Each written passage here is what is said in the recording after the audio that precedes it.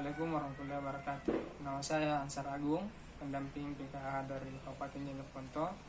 Pada video kali ini saya akan menjelaskan yaitu bagaimana cara pencegahan dan penanganan stunting, yaitu pada modul 8 sesi ke-15. Pada sesi kali ini tujuan dari pembahasan ini adalah yang pertama, bagaimana cara membangun komitmen pencegahan dan penanganan stunting kepada KPM. Kemudian yang kedua, bagaimana caranya memotivasi peserta agar melakukan pencegahan dan penanganan stunting sesuai dengan RPL atau janji diri yang sudah dipelajari pada pertemuan sebelumnya. Baik, bahwa stunting itu adalah kegiatan yang terus menerus atau kontinuitas kita lakukan, karena penanganan stunting ini dimulai pada saat ibu hamil dan sampai anak usia 6 tahun. Oleh karena itu ibu-ibu harus mempunyai komitmen bagaimana caranya untuk selalu mempraktikkan cara-cara untuk penanganan dan pencegahan stunting. Di antaranya adalah bagaimana memberikan ASI eksklusif kepada kepada bayi, bagaimana caranya menjaga kebersihan, bagaimana menjaga atau memenuhi asupan gizi, dan juga cuci tangan pakai sabun di air yang mengalir dan BAB di jamban yang sehat. Oleh karena itu pada pertemuan kali ini sebagai pendamping terus menerus memberikan motivasi kepada ibu-ibu dalam mengecek apa yang sudah dilakukan di rumah. Jadi diantaranya yang sudah kita jelaskan kemarin itu, ibu-ibu harus membuat tabel janji diri. Jadi tabel janji diri itu dibuat untuk menjaga atau mengecek komitmen yang telah kita berikan pada pertemuan selanjutnya. Misalnya ibu-ibu bagaimana kemarin siapa yang sudah melaksanakan langkah-langkah atau cara pencegahan dan penanganan stunting. Kemudian ada ibu menyahut, saya Pak, saya sudah melakukan ini, saya sudah mengajarkan bagaimana cuci tangan pakai sabun yang benar kepada anak saya. Nah, kemudian kalau ada beberapa atau salah seorang dari KPM kita tidak menjalankan apa yang mereka tulis dan atau kita tuliskan dan kita komitmenkan, maka tidak apa-apa, kita kasih semangat terus. Misalnya bilang, Pak, kemarin tena ku ajari anakku misalnya cuci tangan dengan pakai sabun karena juga ngamari tanahnya. Saya pergi ke sawah membantu ini. Nggak apa-apa Bu, tapi harus selalu dicoba terus, diperagakan terus supaya anak itu terbiasa dengan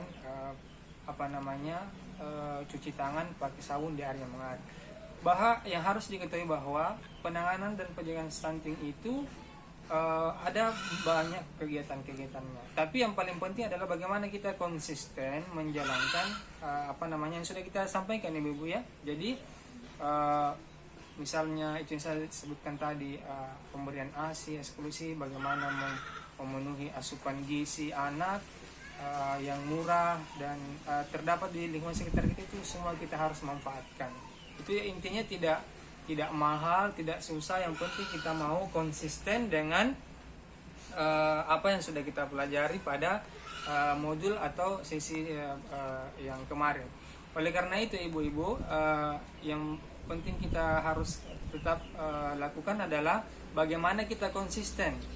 Bagaimana mengukur konsisten itu adalah dengan cara kita pada pertemuan ini kita menampilkan yaitu tabel janji diri. Janji diri itu yang kita sudah sepakati, dan apabila yang kita sudah catat ini itu kita jalankan, maka insya Allah pencegahan dan penanganan stunting kepada anak itu akan berjalan sesuai dengan harapan. Karena yang kita sepakati semua itu adalah pelajaran yang sangat dinilai sangat mampu untuk mengatasi dan mencegah terjadinya stunting pada anak. Oleh karena itu, meskipun kita belajar banyak sekali, kita belajar ini, belajar itu, tapi kita tidak komitmen, tidak tidak konsisten dengan dengan yang kita pelajari, maka itu percuma saja. Jadi harus kita tanamkan dalam diri kita, saya akan komitmen, saya akan konsisten, saya akan berkesinambungan untuk menerapkan apa yang sudah disampaikan oleh Bapak pendamping sosial. Kemudian selanjutnya juga ibu-ibu, kalau ada dari kita atau keluarga kita atau tetangga kita sudah mengalami atau gejala-gejala stunting, maka kita bisa melaporkan hal itu kepada pendamping sosial, kepada saya atau kepada ibu bidan di desa atau puskesmas atau pemerintah setempat. Jadi ada semua yang kita pelajari pada pelajaran kemarin kan begitu. Jadi ada beberapa yang bisa tempat kita melapor, tempat kita menyampaikan sesuatu kalau memang ada gejala anak itu stunting. Jadi bisa kepada pendamping sosial, bisa ke ibu bidan di desa, bisa ke parat desa, bisa juga puskesmas. Ini dalam rangka penanganan sebelum terjadinya anak yang stunting.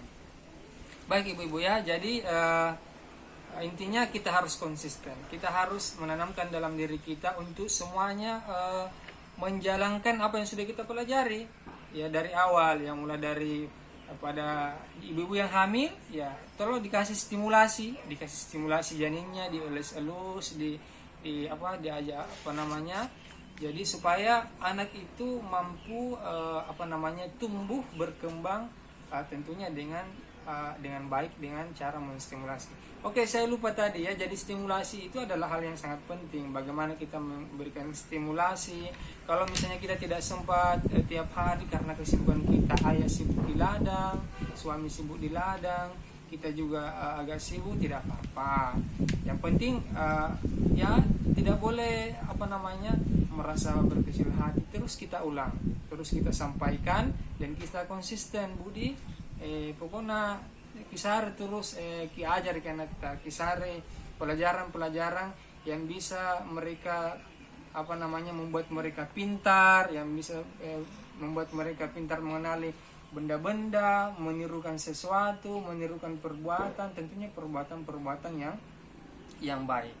Oleh karena itu ibu-ibu, pada sesi kali ini itu yang pertama, bagaimana kita berkomitmen terus dalam melakukan pencegahan dan penanganan stunting. Kemudian yang kedua, bagaimana caranya kita terus melakukan pencegahan dengan cara kita melihat, ini yang belum saya kerjakan menurut Pak Ansar, ini yang belum saya kerjakan menurut Pak Ansar. Jadi selalu kita mengevaluasi diri berdasarkan yang sudah kita tulis atau yang kita sepakati ibu-ibu ya.